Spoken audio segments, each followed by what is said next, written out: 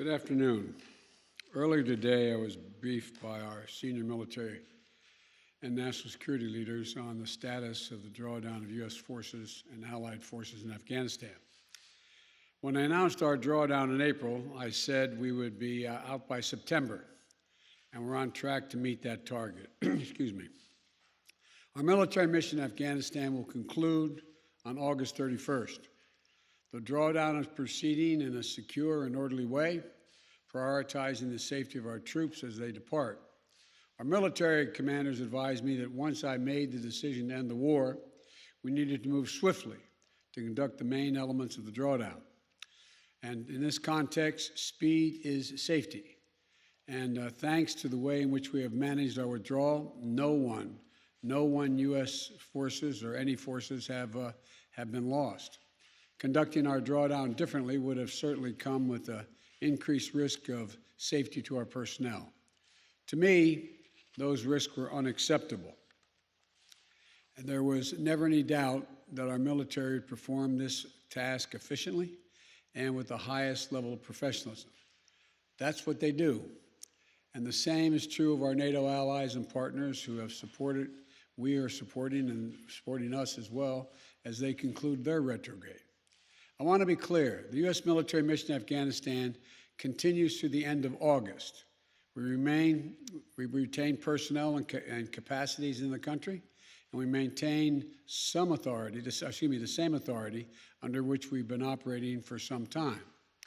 As I said in April, the United States did what we went to do in Afghanistan, to get the terrorists who attacked us on 9/11 and deliver justice to Osama bin Laden, and to degrade the terrorist threat to keep Afghanistan from becoming a base from which attacks could be continued against the United States. We achieved those objectives. That's why we went. We did not go to Afghanistan to nation build. And it's the right and the responsibility of the Afghan people alone to decide their future and how they want to run their country. Together, with our NATO allies and partners, we have trained and equipped over nearly 300,000 current serving members of the military, the Afghan National Security Force, and many beyond that who are no longer serving. Add to that, hundreds of thousands more Afghan national defense and security forces trained over the last 2 decades. We provided our Afghan partners with all the tools, let me emphasize, all the tools, training, equipment of any modern military. We provided advanced weaponry, and we're going to continue to provide funding and equipment, and we'll ensure they have the capacity to maintain their Air Force. But most critically, as I stressed in my meeting just 2 weeks ago with President Ghani and Chairman Abdullah, Afghan leaders have to come together and drive toward a future that the Afghan people want and they deserve. In our meeting, I also assured Ghani that U.S. support for the people of Afghanistan will endure. We will continue to provide civilian and humanitarian assistance, including speaking out for the rights of women and girls. I intend to maintain our diplomatic presence in Afghanistan, and we are coordinating closely with our international partners in order to continue to secure the international airport. And we're going to engage in a determined diplomacy to pursue peace and a peace agreement that will end this senseless violence. I've asked Secretary of State Blinken and our Special Representative for Afghanistan Reconciliation to work vigorously with the parties in Afghanistan, as well as the regional and international stakeholders to support a negotiated solution. To be clear, countries in the region have an essential role to play in supporting a peaceful settlement. We'll work with them, and they should help step up their efforts as well. We're going to continue to work for the release of detained Americans, including Mark Ferrix. I want to pronounce the name correctly. I misspoke, so that he can return to his family safely. We're also going to continue to make sure that we take on the Afghan nationals who work side by side with U.S. forces, including interpreters and translators, since we're no longer going to have military there after this. We're not going to need them, and they have no jobs. We're also going to be vital to our efforts, they've been very vital, and so their families are not exposed to danger as well. We've already dramatically accelerated the procedure time for special immigrant visas to bring them to the United States. Since I was inaugurated on January 20th, we've already approved 2,500 special immigrant visas to come to the United States. Up to now, fewer than half have exercised their right to do that. Half have gotten on aircraft and commercial flights and come, and the other half believe they want to stay, at least thus far. We're working closely with Congress to change the authorization legislation so that we can streamline the process of approving those visas.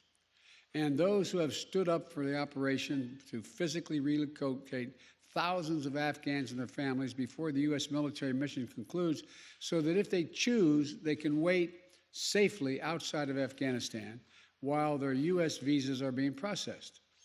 The operation has identified U.S. facilities outside the continental United States, as well as in third countries, to host our Afghan allies if they so choose. And starting this month, we're going to begin to begin relocation flights for Afghanistan SIV applicants and their families who choose to leave. We have a point person in the White House and at the State Department-led task force coordinating all of these efforts. But our message to those women and men is clear. There is a home for you in the United States if you so choose, and we will stand with you just as you stood with us. When I made the decision to end the U.S. military involvement in Afghanistan, I judged that it was not in the national interest of the United States of America to continue fighting this war indefinitely. I made the decision with clear eyes, and I'm briefed daily on the battlefield updates. But for those who have argued that we should stay just 6 more months or just 1 more year, I ask them to consider the lessons of recent history. In 2011, the NATO allies and partners agreed that we would end our combat mission in 2014. In 2014, some argued 1 more year. So we kept fighting. We kept taking casualties. In 2015, the same, and on and on. Nearly 20 years of experience has shown us that the current security situation only confirms that just 1 more year of fighting in Afghanistan is not a solution, but a recipe for being there indefinitely. It's up to the Afghans to make the decision about the future of their country. Others are more direct. Their argument is that we should stay with the Afghan in Afghanistan indefinitely. In doing so, they point to the fact that we have not taken losses in this last year. So they claim that the cost of just maintaining the status quo is minimal. But that ignores the reality and the facts that already presented on the ground in Afghanistan when I took office. The Taliban is at its strongest militarily since 2001. The number of U.S. forces in Afghanistan had been reduced to a bare minimum. And the United States and the last administration made an agreement with the Taliban to remove all our forces by May 1 of this year. That's what I inherited. That agreement was the reason the Taliban had ceased major attacks against U.S. forces. If in April, I had instead announced that the United States was going back on that agreement made by the last administration, the United States and allied forces would remain in Afghanistan for the foreseeable future, the Taliban would have again begun to target our forces. The status quo was not an option. Staying would have meant U.S. troops taking casualties, American men and women back in the middle of a civil war, and we would run the risk of having to send more troops back into Afghanistan to defend our remaining troops. Once that agreement with the Taliban had been made, staying with a bare minimum force was no longer possible. So let me ask those who want us to stay, how many thousands more Americans' daughters and sons were you willing to risk? How long would you have them stay? Already we have members of our military whose parents fought in Afghanistan 20 years ago. Would you send their children and their grandchildren as well? Would you send your own son or daughter?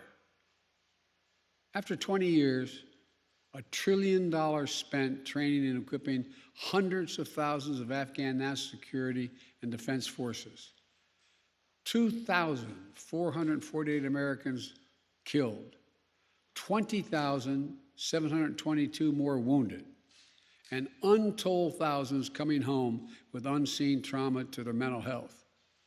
I will not send another generation of Americans to war in Afghanistan with no reasonable expectation of achieving a different outcome. The United States cannot afford to remain tethered to policies created in response to a world as it was 20 years ago. We need to meet the threats where they are today. Today, the terrorist threat has metastasized beyond Afghanistan. So, we are repositioning our resources and adapting our counterterrorism posture to meet the threats where they are now, significantly higher in South Asia, the Middle East, and Africa.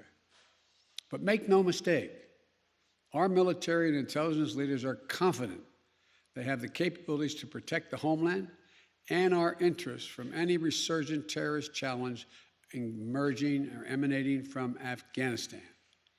We are developing a counterterrorism over-the-horizon capability that will allow us to keep our eyes firmly fixed on any direct threats to the United States and the region and act quickly and decisively if needed. We also need to focus on shoring up America's core strengths to meet the strategic competition with China and other nations that is really going to determine our future. We have to defeat COVID-19 at home and around the world. Make sure we're better prepared for the next pandemic or biological threat. We need to establish international norms for cyberspace and the use of emerging technologies. We need to take concerted action to fight existential threats of climate change. And we will be more formidable to our adversaries and competitors over the long run if we fight the battles of the next 20 years, not the last 20 years. Finally, I want to recognize the incredible sacrifice and dedication that the U.S. military and civilian personnel serving alongside our allies and partners have made over the last 2 decades in Afghanistan. I want to honor the significance of what they've accomplished and the great personal risk they encountered and the incredible cost to their families. Pursuing the terrorist threat through some of the most unforgiving terrain on the planet. I've been almost throughout that entire country. Ensuring there hasn't been another attack on the homeland from Afghanistan for the last 20 years. Taking out bin Laden. I want to thank you all for your service and the dedication to the mission so many of you have given, and to the sacrifices that you and your families have made over the long course of this war. We'll never forget those who gave the last full measure of devotion for their country in Afghanistan, nor those whose lives have been immeasurably altered by wounds sustained in the service of their country. We're ending America's longest war, but we'll always, always honor the bravery of the American patriots who served in it. May God bless you all, and may God protect our troops. Thank you. Mr. President, do you trust the Taliban, Mr. President? Is a Taliban takeover of Afghanistan now inevitable? No, it is not. Because you have the Afghan troops have 300,000 well-equipped as any army in the world, and an Air Force against something like 75,000 Taliban. It is not inevitable. Do you trust the Taliban, Mr. President? Do you trust the Taliban, sir? Is that a serious question? It's absolutely a serious question. Do you trust the Taliban? No, I do not. The country to the Taliban. No, I do not trust the Taliban. So why are we handing the country over? Is the U.S. responsible for the death of Afghans? What? Mr. President, will you amplify that question, please? Will you amplify your answer, please, why you don't trust the Taliban? It's a silly question. Do I trust the Taliban? No. But I trust the capacity of the Afghan military, who is better trained, better equipped, and more competent in terms of conducting war. Yes, ma'am. Thank you, Mr. President. Given the amount of money that has been spent and the number of lives that have been lost, in your view, with making this decision, were the last 20 years worth it? You know my record. I can tell by the way you asked the question. I opposed permanently having American forces in Afghanistan. I argued from the beginning, as you may recall. It came to light after the administration was over, lasted our administration. No nation has ever unified Afghanistan. No nation. Empires have gone there and not done it. The focus we had, and I strongly supported, and you may remember, I physically went to Afghanistan. I was up in that pass where Osama bin Laden was allegedly escaped or out of harm's way. We went for two reasons. One, to bring Osama bin Laden to the gates of hell, as I said at the time. The second reason was to eliminate al-Qaeda's capacity to deal with more attacks in the United States from that territory. We accomplished both of those objectives, period. That's what I believed from the beginning, why we should be and why we should have gone to Afghanistan. That job had been over for some time. And that's why I believe that this is the right decision and, quite frankly, overdue.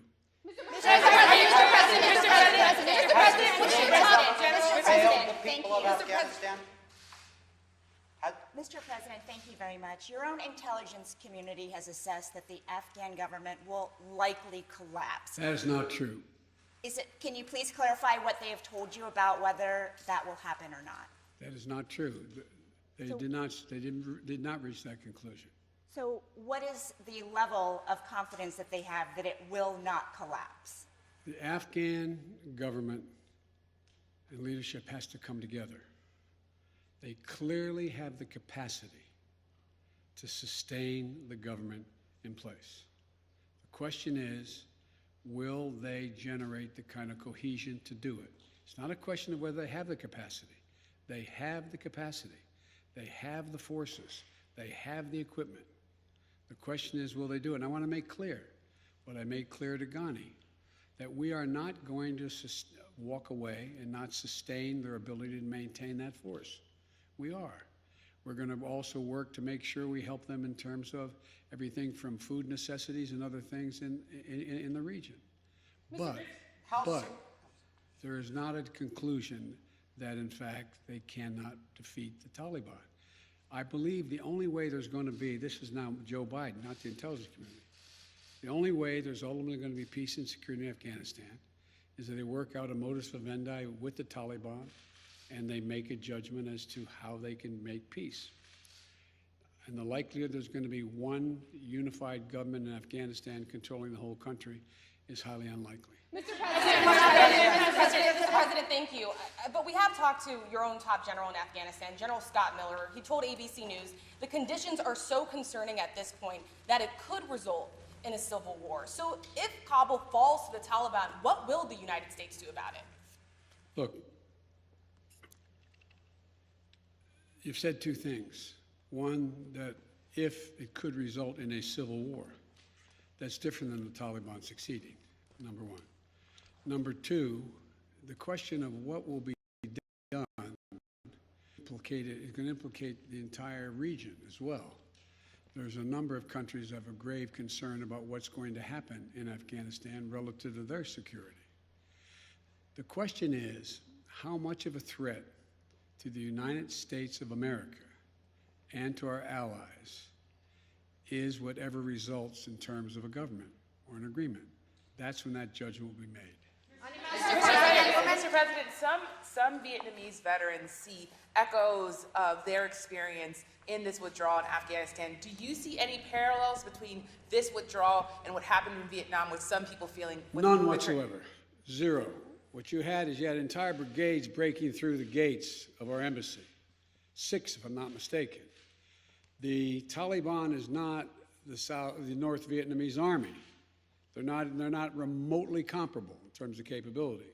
There's going to be no circumstance where you see people being lifted off the roof of an embassy of the United States from Afghanistan. It is not at all comfortable. I'll go the other side. Hang on a second. Mr. President, how serious was the corruption among the Afghanistan government to this mission failing there?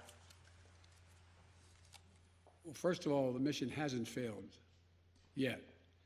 There is, in Afghanistan, and all parties, there's been corruption. The question is, can there be an agreement on unity of purpose? What is the objective? For example, it started off there were going to be negotiations between the Taliban and the Afghan National Security Forces and the Afghan government. That didn't come to fruition. So the question now is, where do they go from here? That the jury is still out, but the likelihood there's going to be the Taliban overrunning everything and owning the whole country is highly unlikely. Yes, ma'am. Mr. President, will the United States be responsible for the loss of Afghan civilian lives that could happen after the military exit? No, no, no. It's up to the people of Afghanistan to decide on what government they want, not us to impose the government on them. No country's ever been able to do that. Keep in mind, as a student of history, as I'm sure you are, never has Afghanistan been a united country. Not in all of its history. Not in all of its history.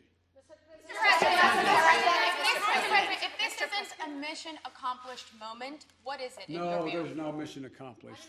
How would you describe it? The mission was accomplished in that we got Osama bin Laden, and terrorism is not emanating from that part of the world. Mr. President,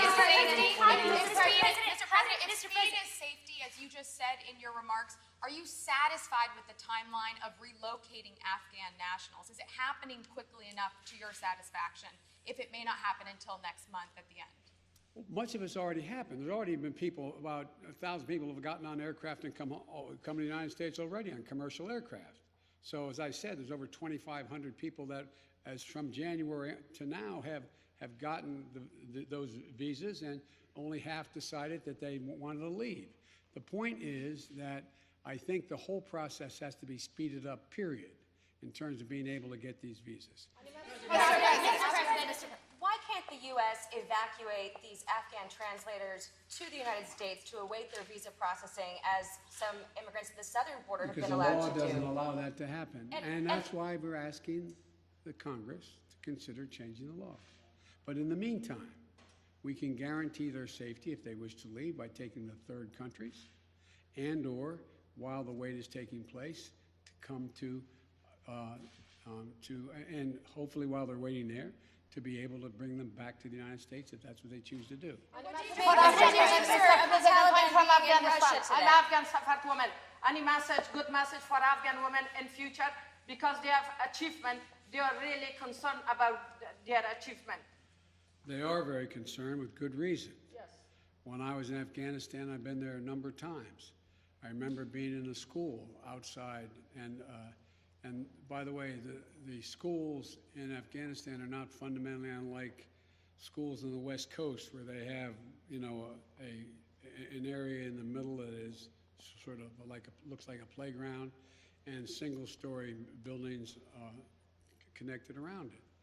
And I remember saying speaking to a group of young women, I guess they're roughly, don't hold me to this, they look like they'd be 14, 15 years old. And they're in school, and there's a tiered classroom with single light bulbs hanging from the ceiling, as I know you know. Yeah. And I said, you know, the United States came here to make sure that we got this terrorist Osama bin Laden, and that terrorists didn't amass again to go after our country. And then we're going to have to leave. And the young woman said, you can't leave. You can't leave. It was heartbreaking. You can't leave. She said, I want to be a doctor. I want to be a doctor. I want to be a doctor. If you leave, I'll never be able to be a doctor. Well, that's why we spent so much time and money training the Afghan security forces to do the work of defending that. Well, anyway, so yes, I'm aware. I'm going to take one more question. Mr. President, have you spoken with any Taliban officials about the withdrawal? Mr. President, can you please the Taliban explain? being in Russia today? The Taliban. Mr. President, thank you. I wanted to ask, with the benefit of hindsight, you've spoken to the fact that the Taliban are sort of at their militarily strongest point that you've seen in 20 years. How do you feel personally about that with the benefit of hindsight and all of the dollars and investments and American troops that were sent there? Relative to the training and capacity of the ANSF and the federal police, they're not even close in terms of their capacity. I was making the point. The point was that here we were. The argument is, well, we could stay because no one was dying. No Americans are being shot, so why leave? Once the agreement was made by the last administration, we were going to leave by May 1st. It was very clear that a Taliban that had always been a problem was even a more sophisticated problem than they were than before. Not more sophisticated than the ANSF, the government, more than they were. The point being that it would have increased the prospect that they would have been able to take more lives of Americans if they decided we weren't going to go after them. That was the point I was making. Thank you all so very much. Have you spoken with any Taliban officials on the withdrawal? Mr. President, what do you make of the Taliban delegation?